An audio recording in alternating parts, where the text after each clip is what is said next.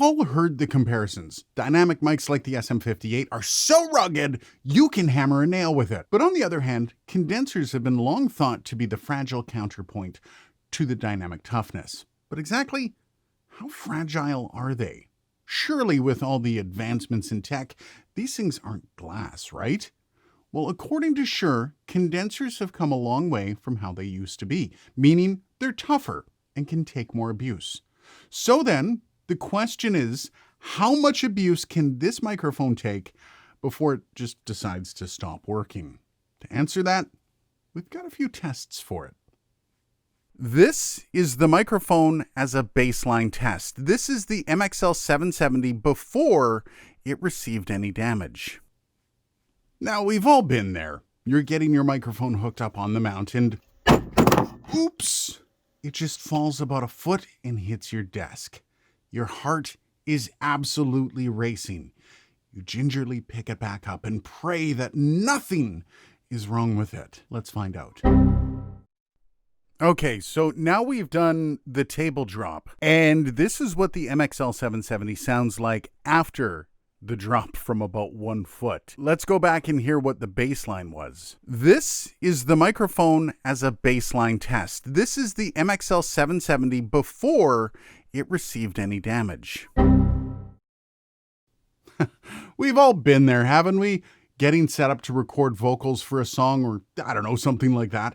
And you're hooking your mic up to a stand and then, oops!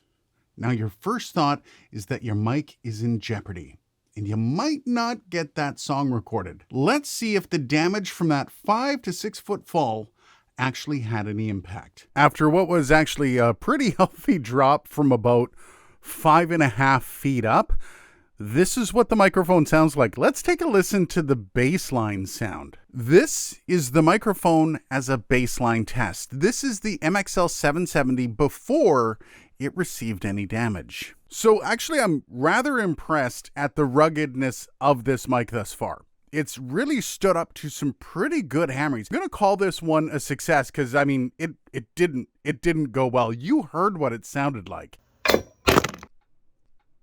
We've all been there, haven't we? You're setting up for a podcast episode and you're thinking of trying a new microphone.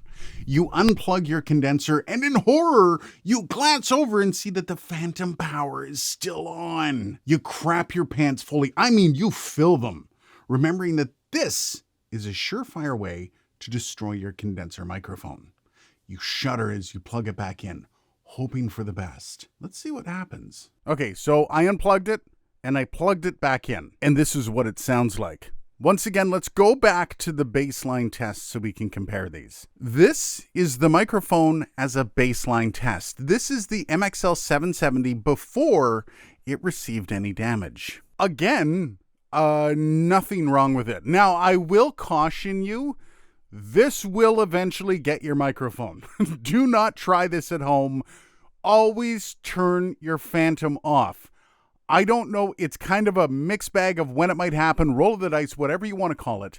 Just do not unplug and replug your microphone intentionally. So nothing's really damaged it yet. Let's really bring it up a notch and see what we can do. We've all been there. You're putting the finishing touches on your new home and your hammer breaks.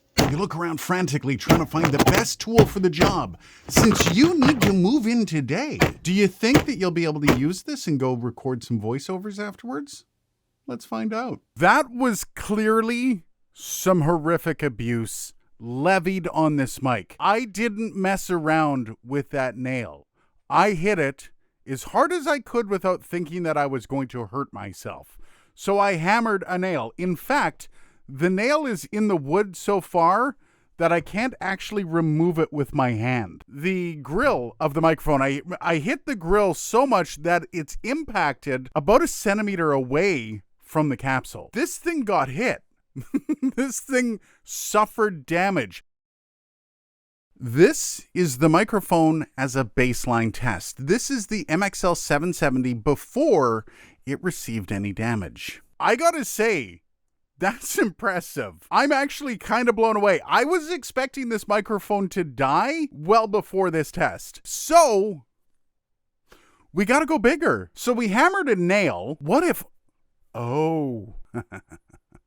We've all been there, right? You're out recording some Foley with your trusty 20-pound sledgehammer and your trusty microphone. Problem is, you have really crappy aim and your hammer doesn't discern between Foley and the microphone. Let's see what happens.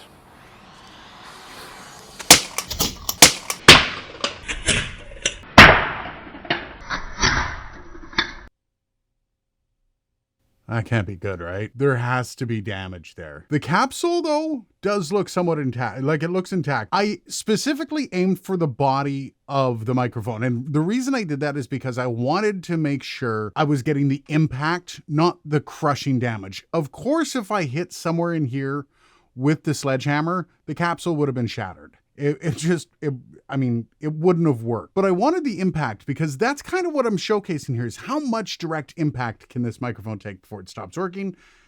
And I think we answered that question. So let's plug it in and see what the damage is, literally.